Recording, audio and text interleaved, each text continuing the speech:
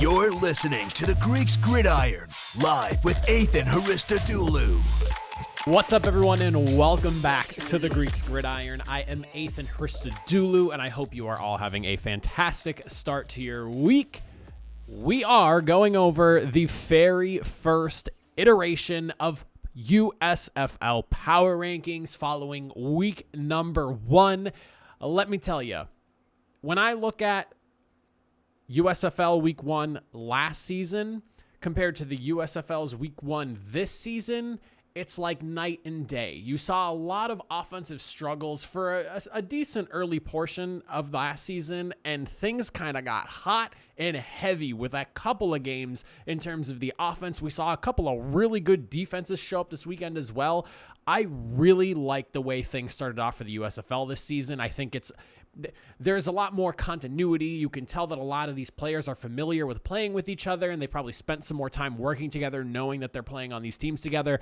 There's definitely a big difference in terms of just the football that we're seeing compared to last year, and I cannot be more excited about that because I know for a fact when it comes from week 1 down to week number 10 and we're getting into the playoffs, by those last few weeks, I really, and even now, but by those last, let's say like week 6, 7, 8, 9, 10, we're going to be seeing some really good football. We've seen some shocking things develop this past weekend. So we're going to go through. I'm going to rank all 8 teams from worst to first. I'm going to reveal them in pairs. So I'm going to start with 7 and 8, and then we'll just kind of work our way up. This way it adds a little bit of drama once we get to the top of the board there as to who I'm having at number 1 and number 2. So diving in, we'll start with, like I said, numbers 7 and 8 here, beginning with the Pittsburgh Maulers at number 7 and the Houston Gamblers at number 8. So, starting with the Gamblers here, I think it's pretty easy to put them at the bottom. The offense being held to 13 points. They allowed 4 turnovers with 2 interceptions, 2 fumbles. They were averaging only 3.6 yards rushing per carry on the ground. The passing game was pretty much non-existent. No receiver caught more than 2 passes through the entire game. And the defense, when you look at that side of the ball, not really anything to, write home about. They kind of just cracked because the offense was not really helping them out and getting anything going, putting them in bad spots. I mean, you let up 29 points after letting up 4 turnovers. I mean, what can you really expect the defense to do when the offense is not only not helping you, but also just kind of shooting itself in the foot in what felt like at least every other drive in some circumstances? It's really unfortunate to see where the Gamblers are, but it seems like that very opportunistic defense that was helping them out last year may not have made its way into this next season. It's obviously a new year, new players. Some guys have been lost, some new faces being brought into teams, and I'm really concerned as to how this team is going to look through the majority of the season, because what I saw from the Gamblers this week was not really promising. And again, it's a long season. We still got 9 more weeks to go. Things could change, but I'll tell you right now, they had no answers for the Panthers, and I based off what I saw this week, I'm not feeling real positive about them. As for the Pittsburgh Maulers, this is one where I really considered them putting them at number 6 just because of how good their defense was, and I want to really make sure I underline that, because for all the offensive inconsistency they had this game, that defense held their own and did a really good job putting basically a roadblock in front of the Breakers, and it took a handful of tries for the Breakers to actually get through that defense and put some points on the board. That wasn't a field goal. The kicker had a heavy day, 5 field goals going just attempt after attempt after attempt.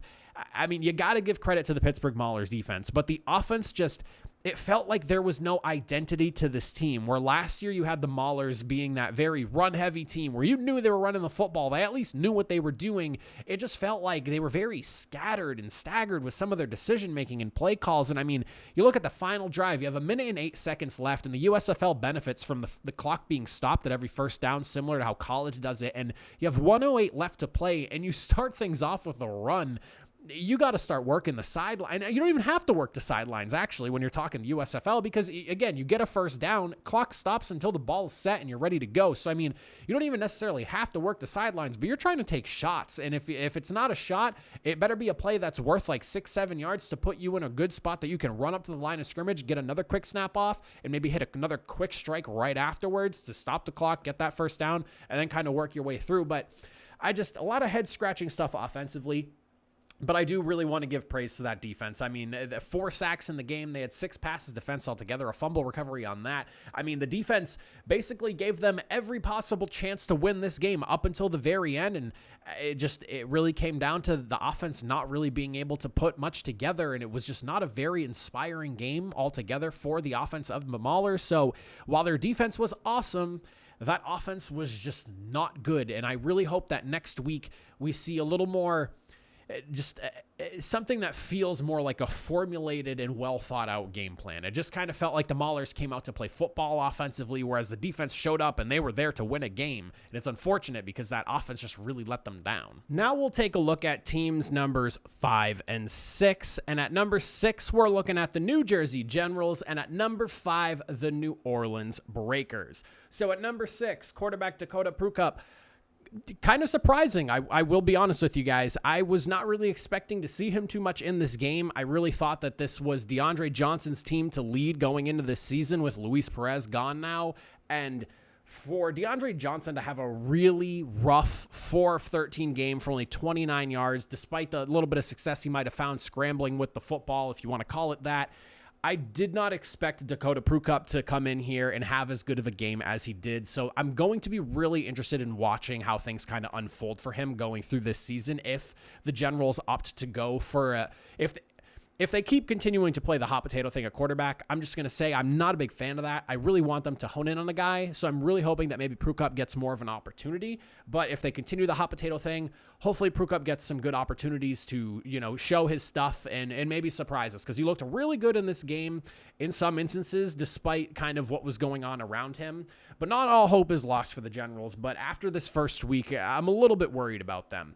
Running back Darius Victor still looked really good. He was averaging 10 yards a carry, a little bit more than 10 yards a carry. He went 8 for 84. Wide receiver Eccles Looper looked really good on special teams, and now getting more of an opportunity with wide receiver Cavante Turpin being gone to play more on the offense. And he showed that, he can be a playmaker beyond just the special teams role he has. So look for him to maybe be one of those guys that moves around a lot, gets open inside, outside.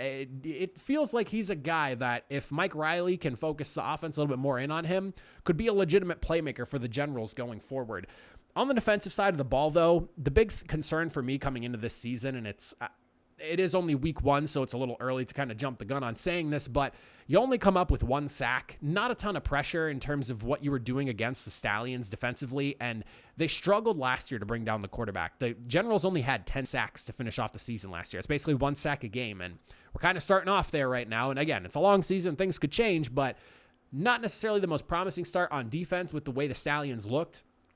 And I mean, that team is loaded with talent, so, it is what it is. Maybe it's more so the Stallions. Maybe it is more so you. Only, waiting to see how the season unfolds will we get the actual answer to that. But I do want to shout out linebacker Chris Orr. He was all over the place. He had 9 tackles, 2 tackles for loss. So out of all the kind of struggles that the defense felt like it was facing during that game, I do want to make sure I shout out him because he did look good in that game. And for this, it feels like the Generals right now, they're in a bit of a flux. And this is a little early to say this, but if I had to pick a team that might take that steep drop off from last year, might be the Generals. Hope I'm wrong on that, but it might be the Generals. As for the New Orleans Breakers at number 5, a team that won, sitting in the bottom half of the league. I'm somebody who believes that power rankings are more than just your record, and I think the Breakers are kind of an embodiment of that. The Pittsburgh Maulers offensively could not get a damn thing going for them, and that is in large part because of how good the Breakers defense played in this game, and I want to make sure that I praise them for the work that they did, but I will also say that they also benefited from some of the issues that the Maulers clearly have on offense still right now with their lack of identity, and being able to come away and win a game where you knocked through 5 field goals and then scored a touchdown late to finish the game off and come away with the victory, that's not going to win you a lot of football games every single week. So while they get the job done and your offense clearly struggled a little bit, it's clear that they're missing Kyle Sloter. On top of that, Jordan Ellis, the running back from last year, is gone. So things are a little in flux right now with the offense. However, like I mentioned, the defense does look really good for the Breakers. It's just a matter of them figuring out who the stars are beyond Adams at the wide receiver spot and Johnny Dixon as well, but we need to see some more people step up, especially at the quarterback position. I'm not going to say that McLeod Bethel-Thompson didn't do a good job. I would say he actually did a pretty solid job despite how bad the offensive line looked in that game. And that's going to be probably one of my biggest concerns to watch for the Breakers going forward is, can that offensive line improve? Because they did not look good protecting McLeod Bethel-Thompson at all during that game. So I do have some worries there. Offensive line's a bit of a concern. Maybe another playmaker or two showing up is something that needs to happen with the offense there, but the defense looked really good. And, this is a team that has a good shot to move themselves up in the power rankings if they can right their wrongs offensively from this past week. Jumping into numbers 3 and 4 now. We're going to pull up and have ourselves a party with the Boats at number 4, the Showboats, and then at number 3, the Michigan Panthers, and arguably a team that might deserve to be a little bit higher, but I'm going to settle them at number 3, and I'll get into that in a second. But first, let's talk to Showboats here. Brady White did a good job recovering from his early interception. I've got to say, talk about a back-breaking mistake to kick the season off and put your team in a really tough spot. But again, he did rebound, couple of touchdowns afterwards, and he played pretty sound football. I will say that I think this offense needs to find a little more balance. I feel like Todd Haley really wants to push the football down the field, and that was evident last year as well when they had Jordan Te'amu over in the Bandits. But I want to see this offense balance out the attack a little bit more and focus on running the football. It felt like when Alex Collins was getting the football, or even just the running backs in general were getting the football more, the offense just felt like it flowed a little bit better and it felt a little bit smoother. You keep the defense honest that way with that more balanced attack, and I really think that Brady White has an opportunity to shine here. So for me, I just want to see more balance. Yeah, that's more balance. Just don't force the passing. Don't force the passing. I feel like the Bandits got in trouble with that last year, and I don't want to see that again for the Showboats this year. Defensively, not necessarily the greatest showing. However, I do think if you don't get put in that spot early where Brady White throws the interception and your defense is pretty much backed up and has to stop a touchdown drive right off the get, right out of the gate, basically, I think that this game looks a little bit better in terms of the numbers when you look at it at the end of the game. I don't think that the Showboats did any bad job by any particular means. I just think that the Stars offensively really came to play, and I don't really think if you stuck out any defense on that field this week or this past week, you were going to find many defenses slowing down what Case Cookus was cooking. I mean, that offense was just rolling, and it was Case Cookus' show all game long. So I don't want to sit here and rag on the Showboats defense too much because, again, if you're not in that situation backed up right out of the gates when, you're just coming out of warm-ups and it's like, all right, here we go. We're starting from, I forget what the yard line was, but you're inside the 30 or wherever that drive started. The defense probably looks a little bit, or comes out of that game looking a little bit better. So I'm not going to knock the defense here. I think it was just more so Case Cookus' night. And, for better or worse, I don't really think anyone was going to stop him. As for the Panthers being at number 3, now listen, I understand you had the offensive player of the week, you had the defensive player of the week. I am not going to sit here and discredit anything that the Panthers did. I picked them to win that game. Did not expect them to win that game as dominantly as they did, but man, did they win that game. Josh Love, with time spent over in the Panthers last season, I think it really helps that he's around a lot of those same guys again, and now he's being pushed as the starting guy. This can be really good for him. He looked confident. He looked fairly poised. Combination of a sound passing game with the running back combo that they have over there in Reggie Corbin and Stevie Scott III. This could be a legit group on offense carried by what seems to be a just absolute monster of a defense. I mean, you talk about the 4 turnovers. Breeland Speaks, deservedly so, winning himself Defensive Player of the Year off of 3 sacks. He had 7 tackles with 2 for a loss. He had the forced fumble as well. I mean, my goodness, did that team come to play on the defensive side of the ball and just set up the offense to have a really good day. The defense was really solid last season, and that was probably one of the biggest things I hated about watching the Panthers, is because the defense was doing a solid job at times, keeping them in the game, and then other games, it felt like the offense would really struggle, and sometimes the defense would, or the defense would have a really good game, and then the offense wouldn't. Or every now and again, you had like a good game from the offense, and the defense kind of didn't hold up its end of the bargain. But I really liked the Panthers' defense last year, and now that you have what appears to be a really competent group offensively, things might get pretty crazy up in Michigan. I'm very excited to see them play in Detroit, because after the way they looked against the Gamblers, I think that fan base is really going to show up for them. Detroit has not really had much to root for in terms of football. Yes, they have the Lions, but how good have the Lions been for as long as the Lions have been? So, I mean, this is a thing where, like, you know, all the right things are kind of starting to come together right now. You have the Panthers coming off of a massive victory. You're going to be hosting a game in Detroit soon. All the parts are kind of moving in the right direction for the Michigan Panthers, and I'm here for it. But as for having them at number 3, you went ahead and you demolished the team that I have at number 8.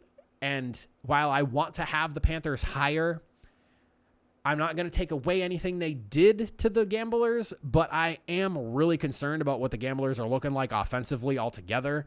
And so it just in terms of their win, it just takes a little bit away from it compared to the Stars and the Stallions that I have above them.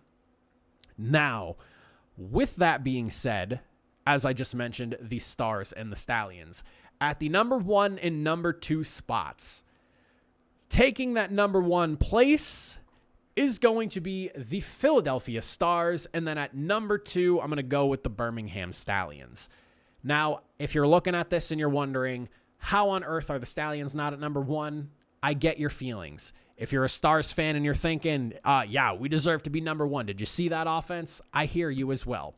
For me, the Stars just took on a better team, and with a kind of a thwarting off the late comeback, I like what I saw from the Stars. It was a very complete game where they kind of had to battle through some of their own like self-inflicted adversity late as the Showboats started to kind of gain some steam.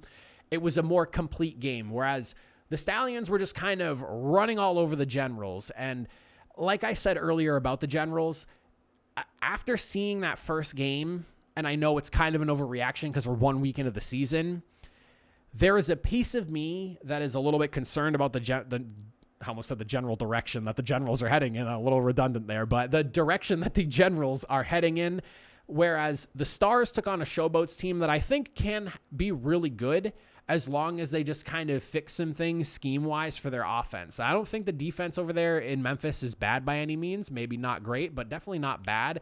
I just think that we saw from the Stars not only dominance, but the ability to hold off a team that was starting to surge and come back late. So you got to see a little bit more from this team. Whereas with the Stallions, again, team was great. Alex Magoo and Jamar Smith both got some time. I want to shout out Alex Magoo because he definitely surprised me in that game. I'm not somebody who was really expecting to see much from Magoo in this game, and for him to come in and have a passing touchdown and a rushing touchdown, and he looked really good when he was doing what he was doing. Hats off to him and that showing there. And the defense, I mean, let up a lot of yards, but they did not break and allow the points. So like there's like a 50-50 takeaway with there. The defense did look good, but they were allowing the Generals to move a lot. It was just the Generals couldn't finish and get the ball into the end zone. Whereas the Stars, I mean, just offense was rolling through Case Cookus. And I know that the Panthers just got 2 guys with Player of the Week awards. I might argue that I like Case Cookus a little bit more for that Offensive Player of the Week, but that's just how I'm feeling. But I mean, 243 yards total, 3 touchdowns. Corey Coleman and Devin Gray were just terrorizing the Showboats secondary. Channing Stribling, the interception leader from last season, got himself an interception this year, and he was on the sidelines even saying, you know, I should have took that to the house. I mean, great job being where you need to be and making the play when it happened in front of you. But I mean, it was just kind of a lob up into the air, and maybe it surprised him a little bit, but maybe he's right. I don't know. But I mean, if he's going to hold himself to that standard, all right, I like that. But the Stars, man, a team that looked like they were in mid-season form and ready to roll. And so I have a hard time betting against them. The ground game was solid. The passing game was just so good. I could sit here and gush about how good the Stars looked all day long, but I'm not going to do that. But that is how I rank all 8 teams going into week number 2 of the USFL. I would love to hear your thoughts and opinions on the rankings. I want to hear your power rankings in the comment section down below. Let me know. But that is it for me. I appreciate you if you made it all the way to the end of the video. I will see you all next time. Have a good one.